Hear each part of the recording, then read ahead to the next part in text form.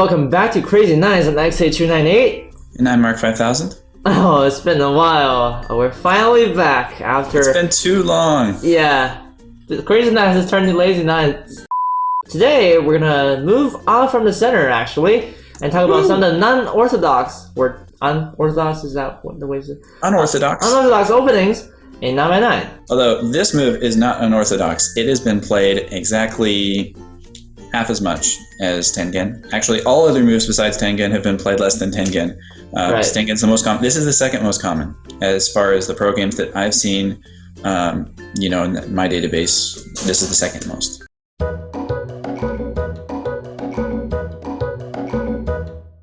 Yeah, it feels a little bit weird to me at first because it's just like you're in the middle of a dance and you're just in a lonely corner. Anyway.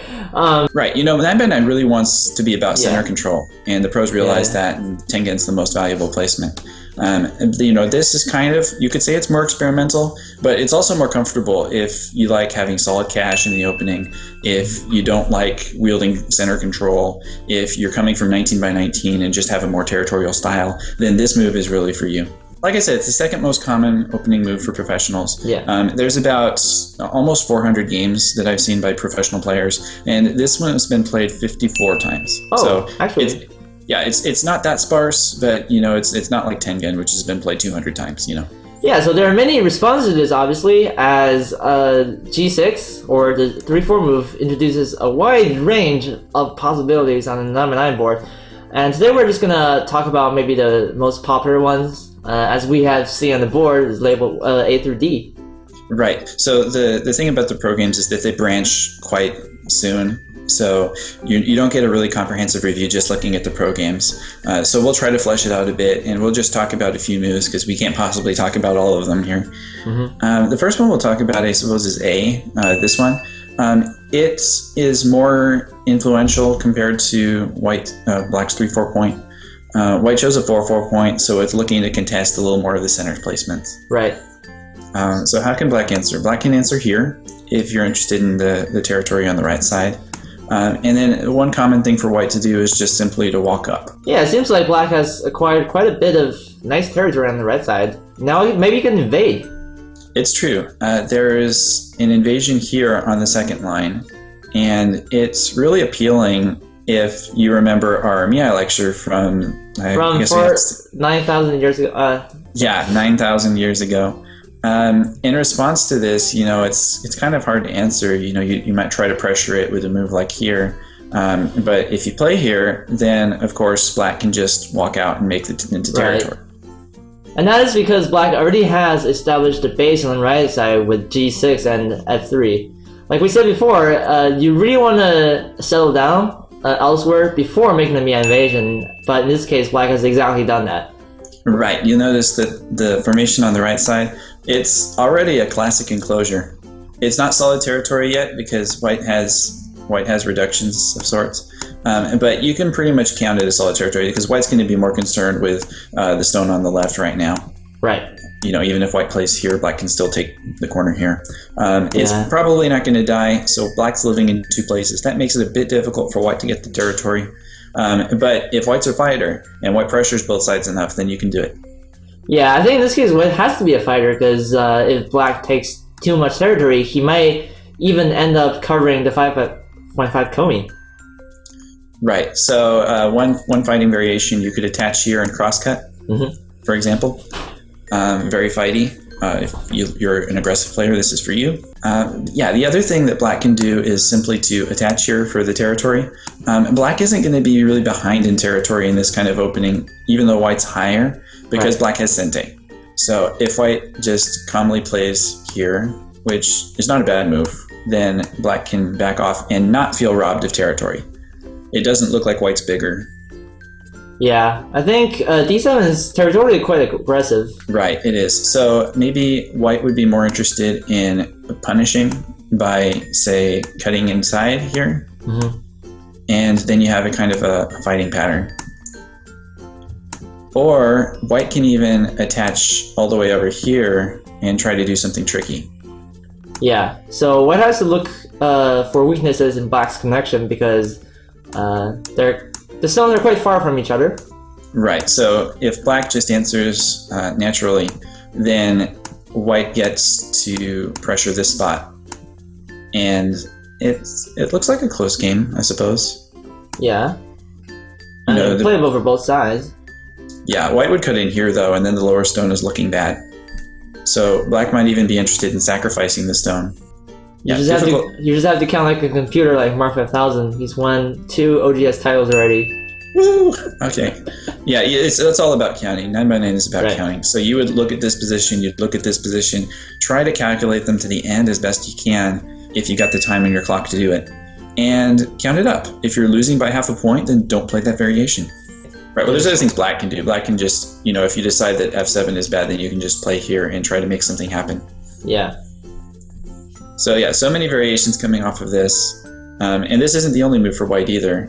The only professional game in my database had white playing here, but this was against a bot player. So I wasn't going to recommend it to start. Oh, fuck Right, so when the bot played here, then the program played attach here, and after that it was pretty conventional, similar to what we just saw, but white is advanced 1 space compared to the last one. That makes it easier to invade the left or make things happen there, but it makes black smaller on the right. I mean, there could also be potential weaknesses at g5 later. Right. So I'd say it's a pretty fair game. Yeah, I think so. And of course, black can also invade here right away. And, try not to focus on the territory, but just live in 2 places and try to make it large enough. So it seems like that leads to interesting variations, d4. Yes. So d4 leads to that. And we just considered one black move. I mean, when you open with g6, the variations are so rich because it's not a symmetrical position. You can't just throw away half of them or, a quarter of them right away. You have, there's all the positions. Every move you make is a different source of variations. Yeah. Another one black has is to simply go here. And white can answer similarly. Right. Pressure this spot and then pressure this side. Or even just invade right away. It's another option. That seems fairly aggressive. Yes. It's actually possible, though.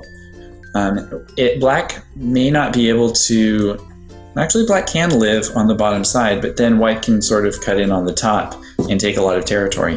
Well, maybe black is also aiming at a weakness at d3, so white needs to be careful about that. Yes. In fact, you might even have to end up giving up the corner. Yes, it may be true. So it's, again, it's very fighty variation. Black has weaknesses too. The professional player played here in this game. And it was kind of an interesting variation. You played here, and then white decided not to block. White wasn't going to have any of this stuff. Right. White decided to block, and then black played here. But now this leaves weaknesses, so maybe white can invade at e7 or f7. Yeah, one of these two. It's hard to say which is better. If black just defends like this, then white can extend here, or white can attach here and do something like this. Right. Try to make a living shape in 2 places. Like we said before in a previous episode, this usually means that you're going to have a good time if you're the white player and you're living in 2 places. Your job is already mostly done. You just need to make sure that those 2 are, have a fair bit of territory, and then you win the game. Right. But this is playable for black as well. Other white moves. We can mirror. Mirroring is popular. We couldn't mirror at Tengen. But mirroring is always popular. Oh, yes. So black can play this kind of aggressive variation. And I'm not sure I would recommend for white to mirror this, because mirroring your opponent actually isn't the best strategy. Well, in this case, black plays first. Yeah, black plays first. And black can probably just do something crazy where white has to respond. If you're a white player, you wouldn't play here because black can just cut you through. It's beautiful shape, though. Yeah. Not gonna lie. If black plays here, probably white's going to play somewhere like threatening to split. Yep. And in this kind of position, you want to be careful, because if you just block this way, you have to make certain it's enough territory to win the game. You have to count this like mad and say who is able to win this game. The good thing about 9x9 is you don't really have to try that hard in order to count, because the board is very small. Yes. So some of the things you can definitely pinpoint. Yeah, if you don't think that's enough points, then black would play here, and it would be kind of a fighting game, I suppose. I think I like this for black so far, but if white is aggressive enough, maybe you can kill off some stones, get points. Yeah, possible. It's possible. So yeah, you can play Tengen. You can also simply back off here and try to make the territorial. Right. So if you don't like center control and that's not your mode of operation, then you can play here. In response, black can attach. And when you attach, then what you're saying is that this is enough for black to win the game. Mm-hmm. And it looks like it probably is. So white would look for other options. You can play this move, similar to what we said before. You can cut in for fighting. Yeah, actually, there's even more room for white now because Blackstone is at E3, so that's even farther from G6. Right. Or you could even just have a pushing war here and try to cut something off. But the pro games branch off here, so there's really not much to go off of in the way of material. That doesn't mean that the following variations are bad, just that we don't have confirmation from a strong professional player. Right. And besides that move, we talked about this one. It's a bit more conservative than the last one. And if you play a move like this as black, then you're really running the danger that your opponent's going to mirror you, and then the Komi will be too much. When you have a mirroring strategy, usually you have to try hard to make something happen in the center where your opponent will want to break the mirror. Besides that, white can play here. Oh, I played this a lot. Yeah, even though I've lost all of the games.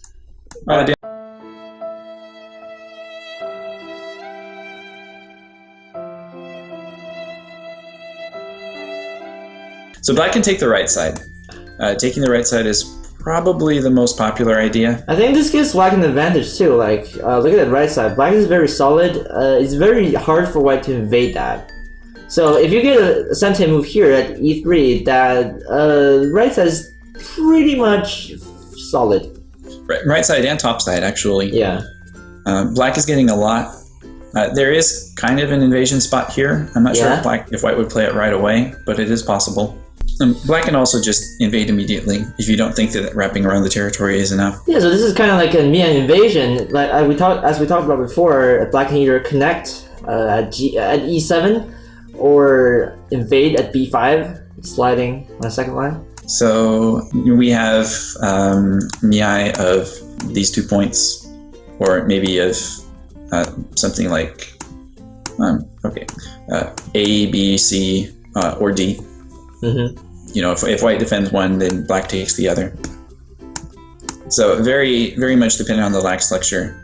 And also black's other move, we saw this in the MIAI lecture, where we were evaluating the merits of these moves. This is a variation I'd like for black because now he has options. Right, we evaluated this primarily for black and decided that it was slightly good for black. But both of these came from pro games, so I can't say that it's bad for white either. Yeah, so it's not like the end of the world if you're white and you're facing this position.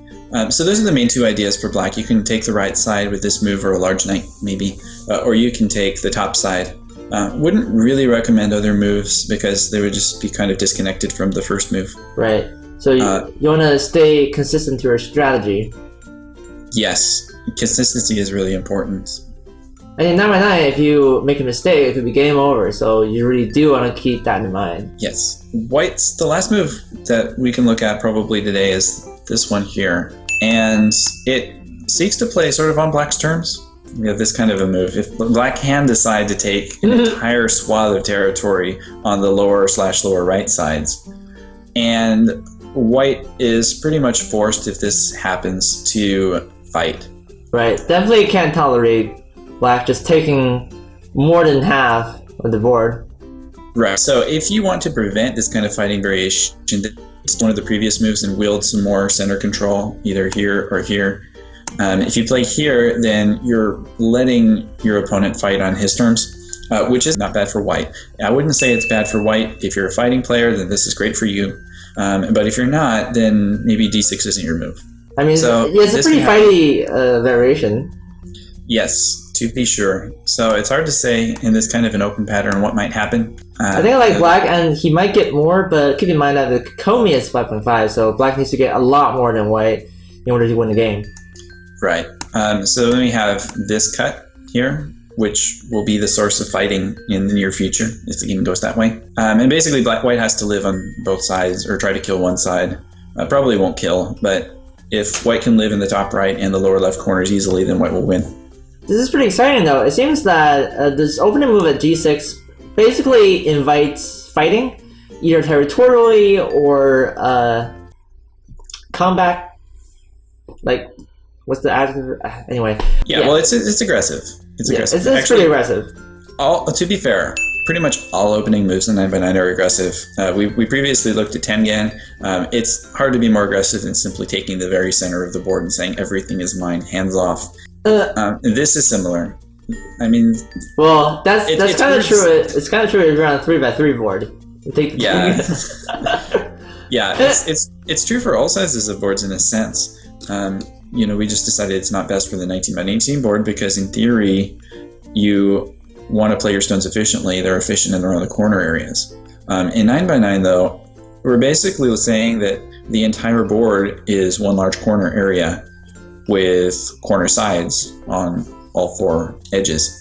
So playing in the center or around the center really says not that you're taking one corner, but you're taking all corners simultaneously. Mm-hmm.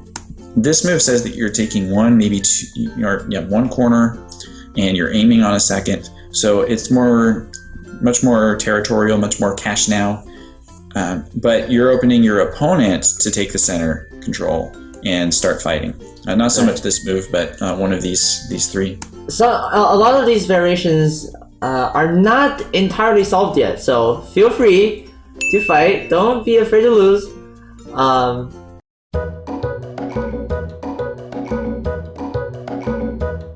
But apart from G6, are there any other off-center openings we can talk about for next week? Oh, yeah. We only have one lecture planned for this move. And actually, Tengen was the special one because there's 200 games played with it, and the other moves have about 50 or less. So for the next one, we can probably talk about the third most popular opening move among professional players. It's also one played by Go Sagan. It's this move here, just off the center point. Very popular. The most common white move after this is here, and we will discuss all the goody tidbits in the next episode. Alright, well, thanks for watching, guys, and we'll see you guys in the next episode. Hopefully I'll release this one soon. Alright. Bye. Bye.